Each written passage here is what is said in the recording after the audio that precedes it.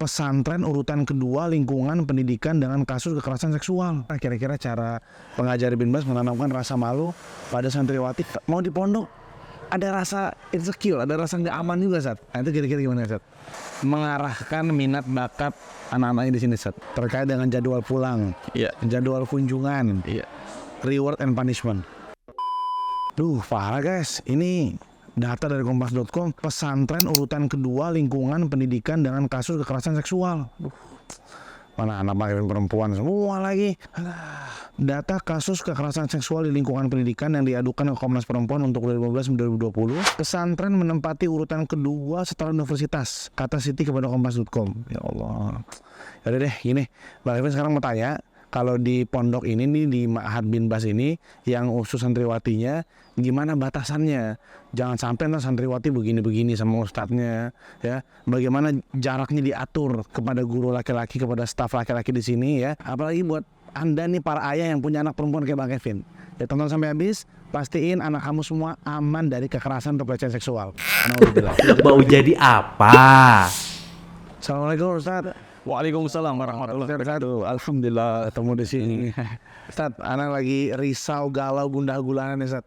Dia lihat berita tadi, ternyata pondok pesantren adalah tempat nomor 2 dengan kasus pelecehan seksual tertinggi setelah universitas. Ya Allah, anak-anak perempuan semua lagi, Ustaz. Aduh, nah makanya Anda sambil nyari-nyari pondok kira-kira yang cocok buat anak-anak, Ustaz. Ya. Anda pengen tahu di sini kira-kira keamanannya, Ustaz. Nah, gimana cara Pondok Bin Bas ini mengatur jarak antara santriwatinya dengan ustadznya, dengan staf laki-lakinya. Itu Ustaz ya. Sambil kita lihat-lihat, Ustaz ya. Izin Ustaz ya. Silahkan. Baik, kalau itu sambil jalan, Ustaz. Iya. Nah, khawatir nih. Kalau mau sekolah di Jakarta lebih parah lagi, Ustaz. Pacarannya apanya bukan cuma dilecehin, dibunuh banyak berita, Ustaz. Alhamdulillah. Nah, jadi mau di pondok ada rasa insecure, ada rasa nggak aman juga, Ustaz. Nah, itu kira-kira gimana, Ustaz? Ya, alhamdulillah di Pondok Pesantren Islam Kristen Bin Bas ini dalam menjaga antara putra dengan putri, yang pertama kita membedakan lokasi. Ya, antara pondok putra dengan pondok putri itu beda lokasi. Beda lokasi, beda komplek. Iya, adapun di sini kan di Karangploso. Kalau di pondok putranya di Karanggayam. Itu jaraknya sekitar 800 meter. Iya, jadi jauh ya, Ustaz ya. Jauh, aman insya Allah. Masya Allah. Jadi kemungkinan untuk bertemu itu sangat sedikit gitu.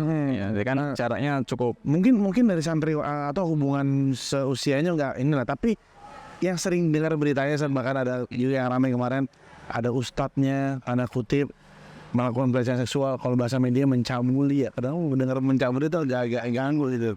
Dan itu kayak Ustaz, gimana Ustaz? Di sini pengaturan jarak antara ustadz laki-laki dengan santriwatinya gimana, Ustaz? Ya alhamdulillah, adapun di komplek putri ini tidak ada ustadz yang bermukim di sini. Jadi ustadz ini mukim di luar gerbang. Ketika ada pengajar dan laki-laki datang, itu pun kita sediakan dari pintu khusus, tidak melewati gerbang ini. Adapun lokasi ini hanya untuk santriwati dan ustadzah. Oh gitu. Ya. Jadi untuk jadi lokasi pertama dijaga banget saat ini tertutup untuk para wanita. Jadi untuk para orang tua nggak usah khawatir dari sisi itu. Dari sisi lokasi sudah di karantina banget nih untuk anak-anak kita. Jadi nggak usah khawatir saat ya. Iya. Nah dari segi pengajaran saat pas percuma dijauhin, pas ngajar ketemu lagi, lihat-lihatan lagi. Apalagi ada yang cium tangan gitu ya. Insya Allah nggak ada. Nggak ada satu ada. Yang pertama cium tangan antara laki-laki dan perempuan kan nggak boleh ya. Kadang-kadang ada yang bilang udah kayak anak sendiri. Bukan. Lagi itu saja. Iya, jadi untuk pengajaran ustadz di putra ingin mengajar di putri itu ada aturan khusus. Oke, contohnya sama. Pertama, pengajar putra itu ketika mengajar itu wajib untuk mengajar di balik hijab. Oke. Nah, gini bayangan saya berarti ini guru, meja, ada papan tulis, depannya hijab lihat. Iya. Nanti papan tulisnya gimana? Nggak kelihatan. Gini, jadi ketika ustadz untuk mengajar itu diusahakan memakai proyektor. Iya. Masya Allah. Kemudian yang kedua, ketika ustadz ingin menyampaikan sesuatu, menuangkan sesuatu dalam tulisan, maka ustadz tersebut menulis dulu. Kemudian setelah selesai dibuka tirainya. Nah, santriwati mencatat. Nah, setelah selesai ditutup lagi tirainya. Nah, seperti itu. Masya Allah. Aman insya Allah. Dan tetap di sini wajib menggunakan niqab. Iya, jadi untuk aturan ketika di kelas, ketika ada pengajar dari ustadz ataupun dari ustadz putra, Ya. santriwati walaupun di balik hijab itu tetap wajib menggunakan niqab dan wajib menggunakan kaos kaki. Ya kita kan nggak tahu ketika nilainya jatuh kena angin atau terbuka dengan sendiri kan kita nggak tahu. Maka Benar. kita wajibkan untuk santriwati walaupun ada tirainya ataupun ada hijabnya untuk tetap memakai niqab selama untuk kehati-hatian. Ketika yang mengajar itu dari putra ataupun dari ustadz. Oke. Gitu. Kalau yang ngajarin ustadzah berarti Dibuka. Dan niqabnya dibuka juga. oke. Kemudian Gitu ya. Air ya Ustadz ya. Iya. Hijab ini dipakai untuk menghalangi pandangan lawan jenis. Seperti itu. Masya Allah, Masya Allah. Oke, jadi untuk sementara ini sih jelas nih Ustadz. Berarti kan memang dari segi jarak, kemudian batasan-batasannya juga sangat jelas ya. Ada hijab segala macam. Teman tadi masalah cium tangan tuh, kalau dalam bentuk mungkin di antara anak-anak pengen menghormati guru, apalagi misalnya mungkin gurunya udah sepuh apa gimana, pengen salim karena merasa khidmat apa gimana, itu gimana Ustadz? Kita tidak membolehkan dan itu tidak boleh ya, dalam hukum Islam tidak boleh bersentuhan antara laki-laki dan perempuan. Ya, jadi tidak boleh, kita tidak membolehkan ustadz untuk mengarahkan santriwatinya untuk mencium tangannya ataupun lebih dari itu tidak boleh juga. Karena dalam hukum Islam tidak boleh persentuhan antara laki-laki dan perempuan. Ini kok bagus banget, bangunannya luas, ada pagar-pagar tinggi, ini apa ya? Ini adalah komplek Madrasah Aliyah dan Salafiyah Ulia. Yang ini adalah asrama ya, asrama untuk santriwati yang di lantai 1, lantai 2, lantai 3-nya ada lab komputer. Kemudian ada pun yang ini adalah ruang kelas untuk kegiatan belajar mengajar. Oh, jadi ini emang yang desainnya dikasih kayu-kayu tinggi ini biar apa Ustadz? Supaya aman. Supaya nggak ada yang ngintip. Seperti itu. Ya ampun. Jadi kan nanti dari kemungkinan ada pekerja-pekerja seperti tukang-tukang dan lihat kan berulang di sini tetap dalam keadaan aman. Auranya terjaga, tidak terlihat oleh orang lain seperti itu. Benar-benar Ustadz, gini maksudnya Ustadz. Berarti dari segi jarak udah diamankan jauh. Pun udah jauh, batasan hijabnya juga banyak ya nih, pagar-pagar, tirai di kelas ya Ustadz ya.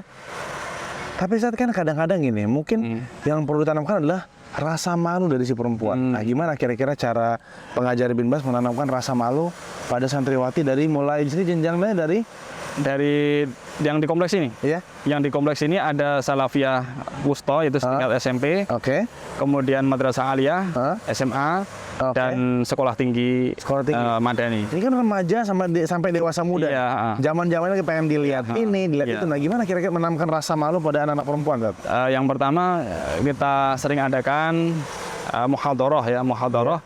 Dalam kita berikan ilmu-ilmu terkait dengan akhlak, dengan hukum fikih, terkait dengan menampakkan aurat di orang ajnabi ya. Kemudian juga kita ajnabi ya, netizen kayaknya harus ajnabi itu orang yang bukan mahram ya. Iya. Jadi muhrim bahasanya ya, mahram ya. Iya. Oh, iya. Kemudian juga kita adakan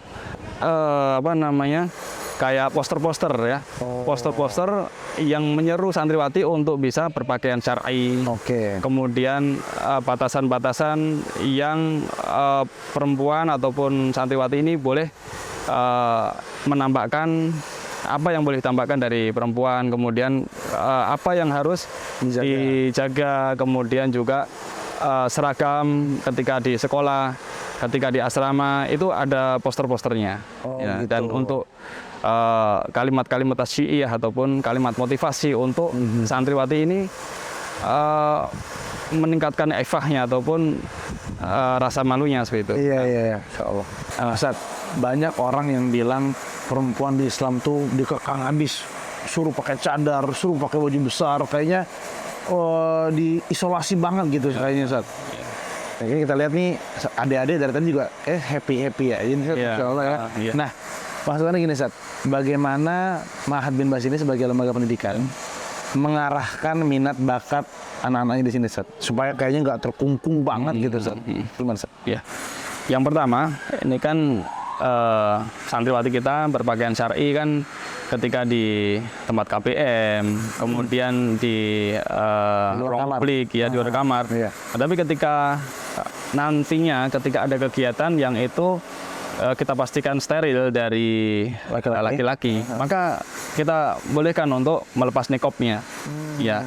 Jadi kan di sini juga ada ekstrakurikuler. Contohnya? Yang ada panahan. Ada panahan? Ada. Oh, jadi yang perempuan pada panahan? Iya, panahan. Dan ada masak. Oh, Ya. diarahkan untuk belajar masak? Iya, tata boga. Asik. Kemudian ada ekstrakurikuler, tata busana, membuat baju dan lain-lain. Ya. Jadi ya, memang ada yang punya minat ke sana ya bisa Iya, diarahkan ya, Ustaz, bisa. ya? Kemudian juga ada ekstrakurikuler berenang. Ya. Berenang di mana, kan? Ya, kita nanti keluar dan kita pastikan untuk suasana itu nanti steril dari laki-laki, kemudian kita amankan, insya Allah. Ya. Sewa gor gitu, Ustaz? Iya, kita nyewa yang itu kita pastikan nantinya tidak ada laki-laki di situ. Jadi artinya di usia mereka yang masih pengen main, pengen coba ini Iya. itu tetap diarahkan ya, Ustaz? Iya, dan kita Panahan, amankan, kita fasilitasi untuk bagaimana minat dan bakat para santriwati ini bisa berkembang Iya. dan terarahkan dengan baik. Iya. Seperti itu.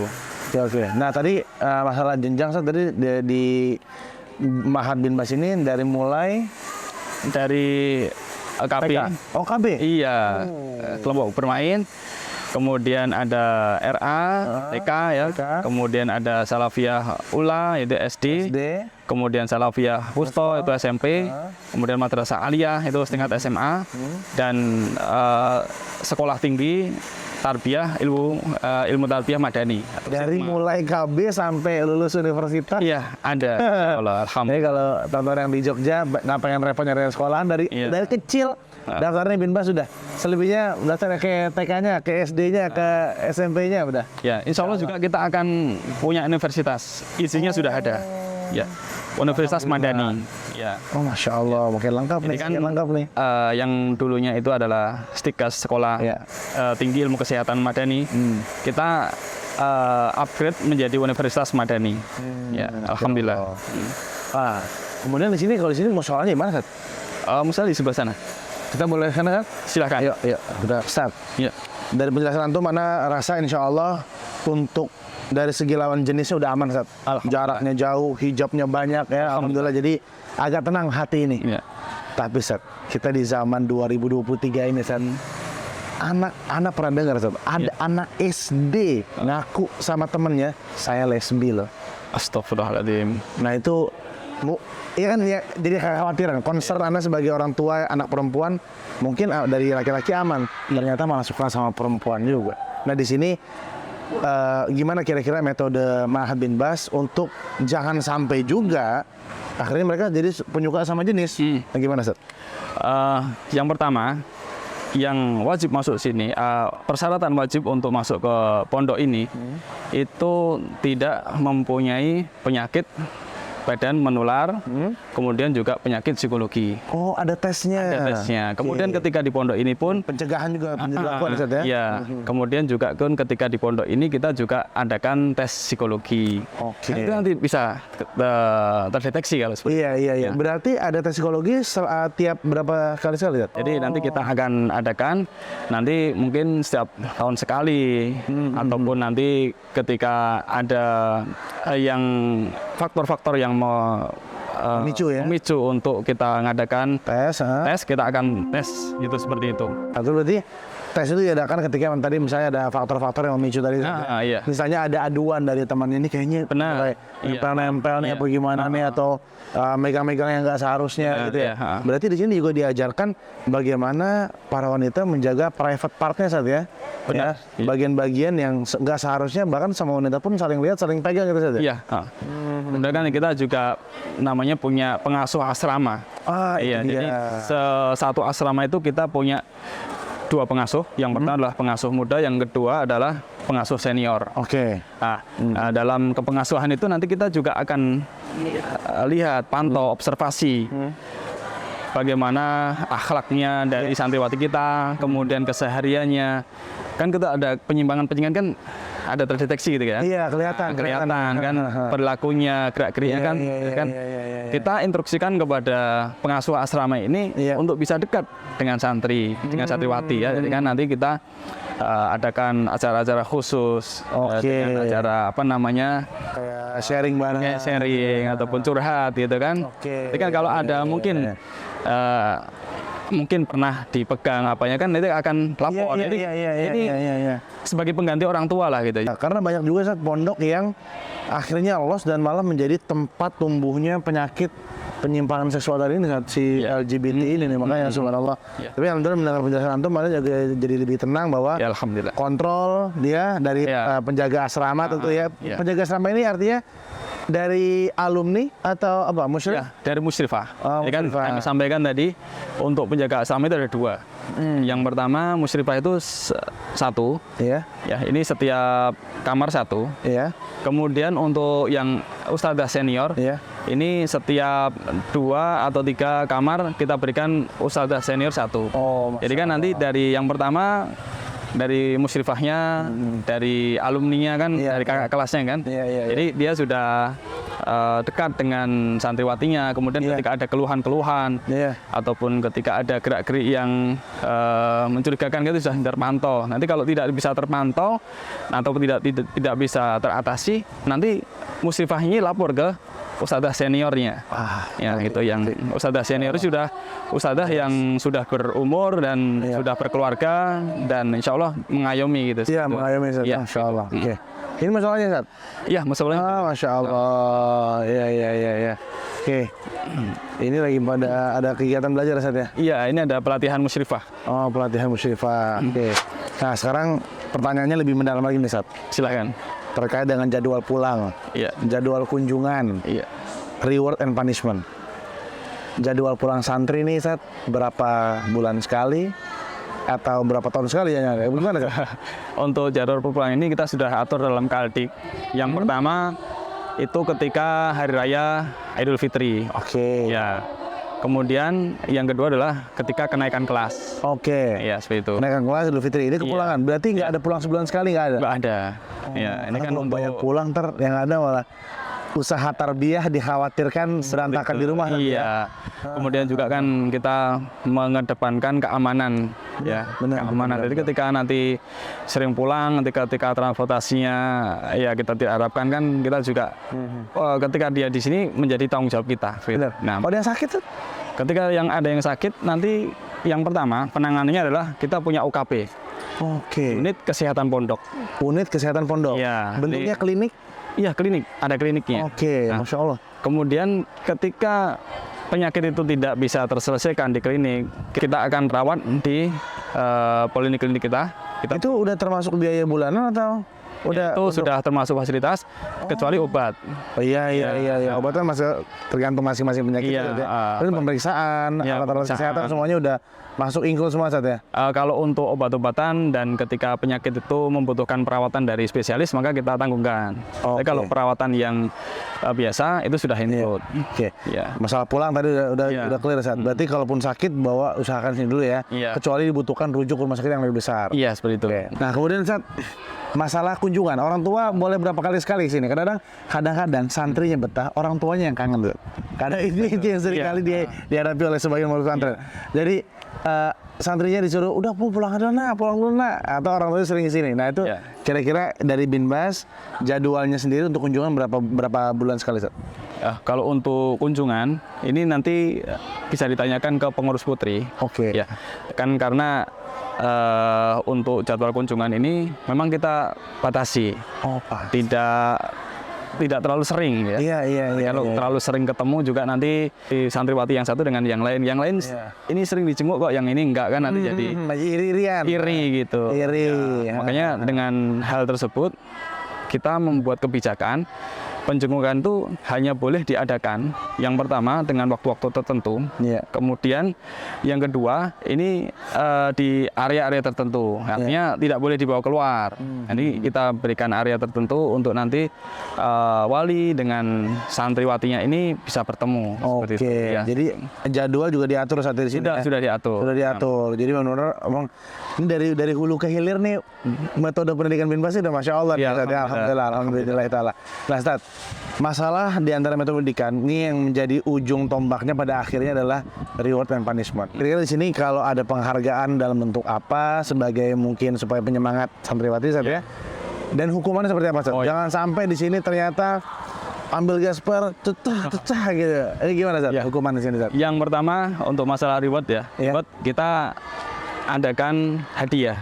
Oke. Ya, hadiah seperti ketika ada perlombaan, kemudian juga nanti ada pemilihan santriwati teladan, kita berikan hadiah. Oh, ada pemilihan santriwati teladan. Masya Iya. Allah. Kemudian juga kita akan berikan berupa sertifikat. Oke. Sertifikat bahwasanya fulana ataupun santriwati ini pernah mengikuti lomba ini, kemudian pernah berprestasi dalam hal ini. Ini kita berikan sertifikat sebagai penghargaan. Oke, jadi dia senang lah ya, tetap tambah semangat buat belajar lagi Ustaz, ya. Iya. Kalau hukumannya Ustaz, andai kata ada yang melanggar di sini, ya. Tadi mungkin antum sempat bilang melanggar bahasa atau gimana, atau pelanggaran yang lebih berat. Nah, hukuman apa, tingkatan hukuman seperti apa yang diberikan Ustaz? Yang pertama, untuk punishment ini kita melarang hukuman fisik. Tidak ada. Nggak boleh Ustaz? Nggak boleh mukul, nggak boleh nyupit, kemudian Karena sekarang lagi banyak viral di media sosial Ustaz, pondok-pondok pesantren bangunin subuhnya disiram pakai RM ya. Iya. Sur. Nah, di sini gimana Ustaz? Kita tidak membolehkan adanya punishment dalam bentuk hukuman fisik. Oke, berarti Jadi, pukul udah nggak ada ya? nggak ada. Zero kekerasan. Zero kekerasan. Masya Allah. Tenang tuh orang tua, jadi makin tenang dengar informasi ini ya. Kemudian juga untuk punishment ini kita adakan hukuman yang mendidik. Apa hukuman mendidik itu? Jadi ketika santri melanggar masalah bahasa, kan di sini wajib berbahasa Arab. Masya Allah. Jadi ketika hukuman bahasa ya nanti hukuman yang mendidik. Ketika dia melanggar program bahasa ya nantinya diminta untuk menuliskan ya satu paragraf dalam berbahasa Arab. Kemudian kita wajibkan untuk menghafal teks tertentu dalam berbahasa Arab. Jadi itu hukuman yang mendidik. Malah jadinya jadi sebuah karya ya, tulisan tadi ya. Atau malah nambah hafalan dia dalam beberapa bacaan gitu saja. Itu ya. Oke. Jadi hukumannya adalah hukuman yang mendidik. Iya, seperti itu. Kalau Anda ada pelanggaran berat, Ustaz, apakah ada skorsing dan pemulangan sementara bagaimana? Iya. Untuk ketika ada pelanggaran berat, nanti kita akan adakan skorsing. Panggil orang tua gitu mungkin? Iya, yang pertama pasti ya. Oke. Kan ada prosedurnya. Jadi kan kita ada PK ya. Nanti akan dipanggil dulu ke PK. Ada guru BK-nya ya? Ada ya.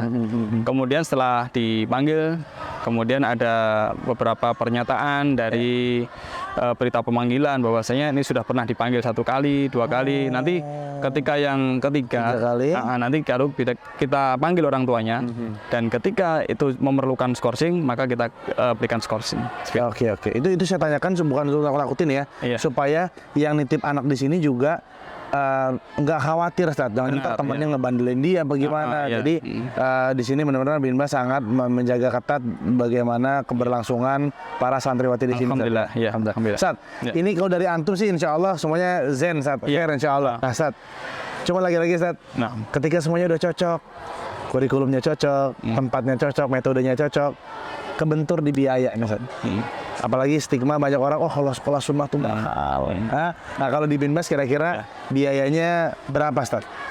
Ya, untuk biaya di Islamic Center Binbas untuk SPP 1,5. 1,5 Iya, 1,5. tiap bulan tuh? Tiap bulan. Iya. Itu sudah mencakup biaya studi, asrama, makan, laundry, dan semua fasilitas yang ada di Islamic Center Binbas ini sudah termasuk biaya itu. Ya. Kalau sekolah di Jakarta itu 1,5 juta belum ada asrama kan? Bisa. Jadi per bulan 1,5 juta. Iya, kemudian untuk uang masuk? Uang masuknya 15 juta.